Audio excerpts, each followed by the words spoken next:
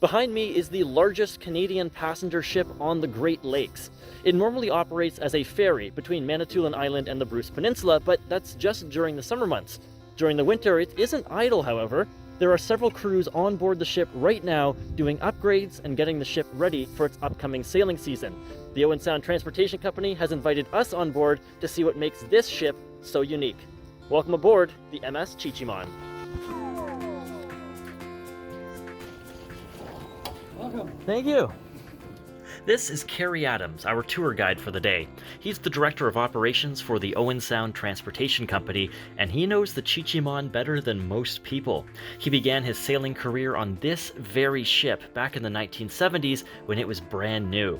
He later spent some time working on lake freighters, but eventually came back to the Chi-Cheemaun and became its captain. After 25 years in that role, he's now an executive at the company.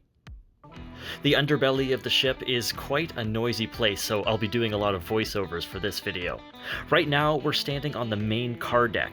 This is where drivers park their cars, trucks, and even tractors before the boat sets sail. This year, 2024, is the 50th anniversary of the MS Chi-Cheemaun. The ship has changed slightly over the years as new systems get added and obsolete ones are taken out. One of those obsolete systems is this car parking area that worked sort of like an elevator. These haven't been used in years though, because cars are simply getting too big. When the ship goes in for its next dry dock, the plan is to get rid of that system altogether. Now it's time for us to head downstairs for a rare look at the systems that keep this ship running.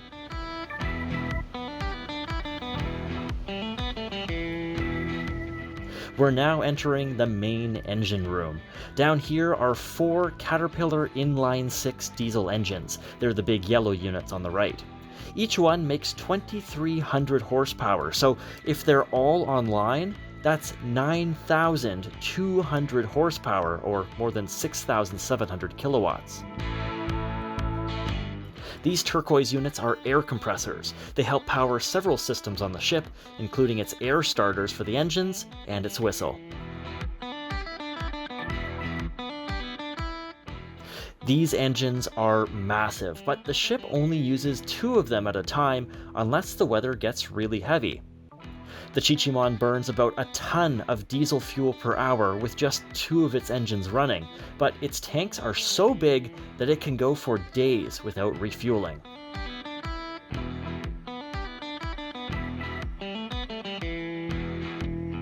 The green system we're looking at now is the bilge pump. If there's any spills or water leakage, it gathers down in the very bottom of the ship.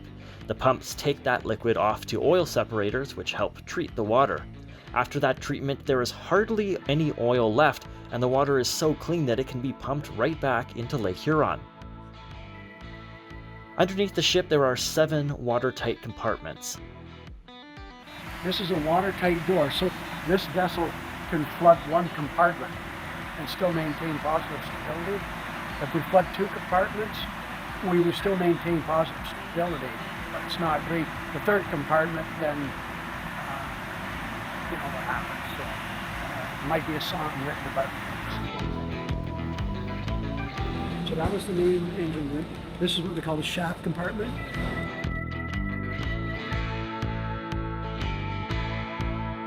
So if you're looking at the back of the boat towards the front of the ship, you have 2 shafts. Here's one, the other one's over here. So this is what you call a twin screw ship. So if you're looking at the back of the ship, this one here turns counterclockwise, the other one turns the opposite way. So you've got one clockwise, counterclockwise. And that's how they turn. Goes through here. What you might not know is that the ship serves as its own water treatment plant. It draws in water from the lake and treats it right on board for drinking and cooking. The water intake is also used for the firefighting system. The ship runs fire drills every single week to make sure the equipment and the crew are ready. Next, we're going into the below-deck control room. This is where the ship's crew monitors all of the systems that keep the ship running. It's also got backup controls in case the link to the wheelhouse should fail. So this is our, if we were ever in a blackout situation, we had no power to communicate with the engine room. These are sound-powered phones. So if I want to call the bridge, I crank it. It energizes between here and the bridge, and it'll ring in the bridge, and you can communicate. Back here you have a large breaker panel. These go with the 3 generators that I'm going to show you in the next compartment.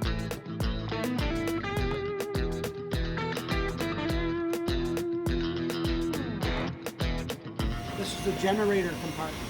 It was a bit too loud for audio in this room, but Kerry is showing us the Chi-Cheemaun's 3 generators. One runs during the crossing, a second one comes online when they're approaching the port, and the third is there for a backup. This room also hosts the boiler system, which provides hot water right around the ship. A little farther forward, toward the bow of the ship, are the stabilizer fins. The crew can deploy these during rough seas, and they use a gyroscope to counteract some of the wave action. Now it's time to climb out of the engine room and back up to the car deck. And then we're heading right back down a staircase into the crew quarters. Yes, that's right, some of the workers actually live on the ship. Many of the Chi-Cheemaun staffers come from other parts of the country, like Newfoundland. A lot of them have places on shore where they spend their summer months, but others choose to sleep in these cabins just below the car deck. Kerry tells me there is room for about 50 crew members to sleep on board. There used to be separate sides for men and women, but it's all integrated now. Kerry also tells me that this whole area was fully redone about 4 years ago. And as you might imagine, these areas have all the amenities that a working crew might need.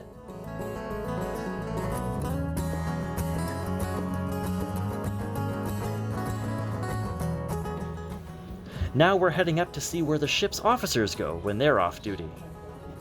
This is the recreation room for the officers, so they can come back and watch TV.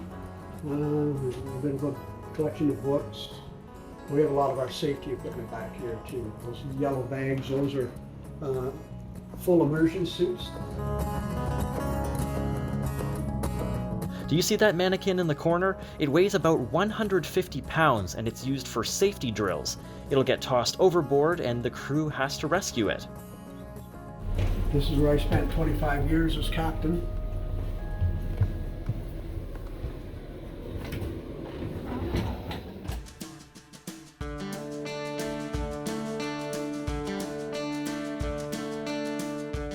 The captain's quarters are also home to the Chi-Cheemaun's bell during the off-season to make sure it doesn't go missing from the outside. And with that, we've only got one stop left on our tour. We're headed to the bridge. Either the hottest place in the summertime or the coldest place in the winter. These are radars, compass, rudder indicator, and wind speed and direction indicator, another GPS, electronic chart, display information system, another radar. As you can see, there are a lot of instruments to keep track of in this room to help the ship and her passengers make safe trips across the lake. Whistle. The air's off. This is another electronic chart display system. Most of the electronics have been upgraded over the years, but some things haven't changed, like the feeling you get when your hands first meet the ship's wheel. Hard to port. Hard to port. Okay. All right, Testing I was just testing you. Okay. That's really neat. Oh, Warren, it was a pleasure having you aboard and telling you all about the Chi-Cheemaun and the Owen Sound Transportation Company. You're welcome to come back and see us at any time. We've got lots of work going on right now, and I've got to get at it. Thanks very much.